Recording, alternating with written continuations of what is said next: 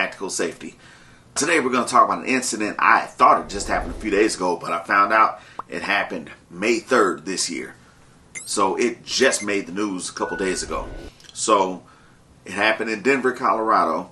This guy was supposedly being harassed by somebody, and he felt his life was in danger, and he shot him one time. Then in turn, he got shot multiple times by the police. So check out this video. Stop! Drop the gun! Bitch. Bro, I'm not gonna blow that motherfucker. Bro, I'm not gonna back blow up. Blow that motherfucker. I'm not gonna back up, bro. Blow that motherfucker. Blow that motherfucker. Go, get him, bro. Blow that motherfucker. You finna do jail, nigga. You up, Paul? I don't care. What's your bro. name? Just go, bro. What's your name? I got your go, face. Bro. I got your face. Bro. You're finna do life, nigga. Just go, bro. DPD, nigga. Just go, bro. Y'all finna, nigga, you finna do life. You finna do life. You finna do life. What's your bitch ass name? Come on, Paul. That's how I know you're a bitch. You up, Paul, you didn't even blow that bitch. You up, didn't even blow it. You up, Paul, didn't even blow it. You're a bitch. Blow it, blow it, blow it, blow it, blow that shit. What? Where? That guy? Denver police, stop right there. Stop right there. Stop right there, motherfucker. Stop.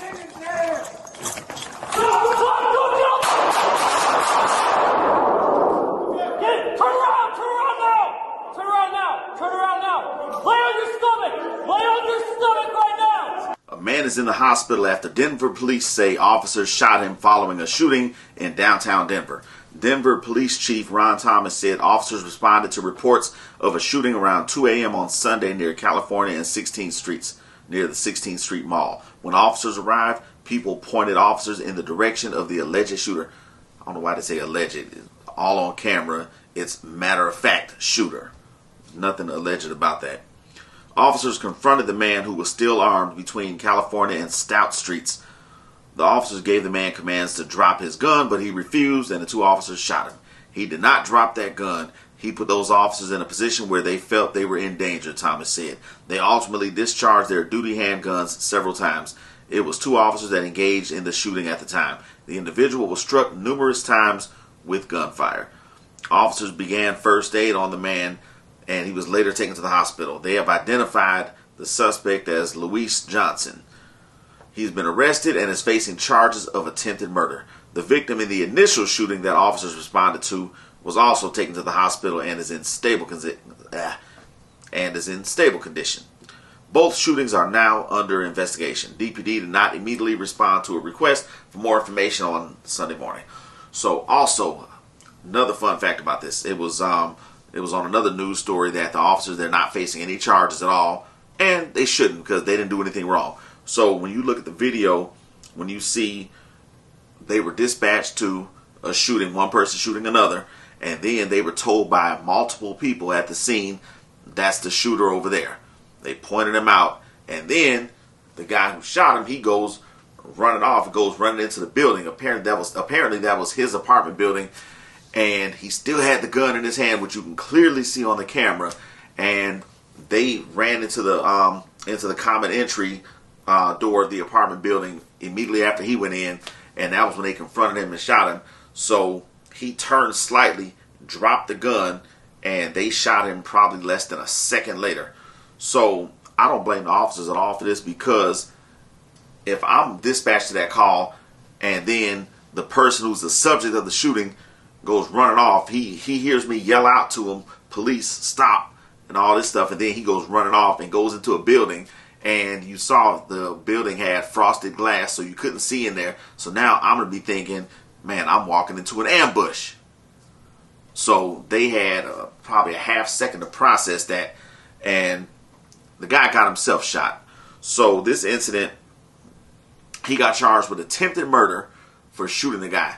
So you see the guy keeps harassing him, calling him all kinds of names and everything, walking up on him. This dude is backing up and then starts running, has his gun out.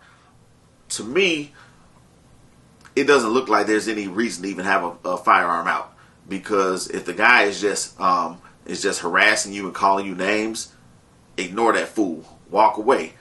Now, if he had a weapon on him. They said the guy was unarmed. So, but if he had like a knife on him or something like that, and he was advancing toward him, and he couldn't get away, then yes, he'd have every legal justification to shoot the man. It didn't look like any of that even happened. And he had the gun out for a long time before he shot. I don't think it was a justified shooting at all. And we'll see what happens in court, because now he's going to have to spend all kinds of money on lawyers and everything. And he was shot multiple times by the cops. They discharged 9 rounds, but they didn't say how many rounds hit him. But they said that he was in the hospital briefly and then got locked up and has since bonded out for attempted murder. I told people so many times, if you get in a defensive shooting situation, the absolute worst thing you can do is have a gun in your hand when the cops show up. That's the absolute worst thing you can do. Also, another thing that's really bad, this guy took off running and went in the building, so the cops had no idea who was. They didn't know that it was a possible self-defense shooting. They don't know that. They don't know if it was a DGU, which is defensive gun use. They didn't know anything. The only thing they knew was that one person shot another, and the person that did the shooting is trying to get away from them. So what do you expect? So if you do have to use your gun in a shooting, and you have your firearm out, when you get done using your firearm, if the cops are showing up right away, the worst thing you can do is have your gun in your hand. What is so hard about holstering the weapon and concealing it again? It ain't complicated at all, because then you're not seen as a threat. And like I said, it's very important to conceal your weapon too, because it's not even good. I don't like open carrying. The only time I open carried was when I had my stereo shop in East Cobb, because I wanted everyone to know, yes, this business owner is armed. But just going around doing my day-to-day activities, no, I don't like open carrying because it draws too much attention, number one. And number two, even though it's perfectly legal, you can do it, but it's not wise to. It's best to use wisdom in these things. And then the other reason is because if there is a mass shooting somewhere and a perpetrator sees your firearm, you're going to be the number one target. That's the other reason why I don't advise open carrying. But this case right here, this was crazy. And there's a lot of people saying, oh, the cops, they jumped the gun, they shouldn't have shot him. I disagree with that, because what are they supposed to do when they go into a rapidly evolving situation like this, where they have a split second to make a decision?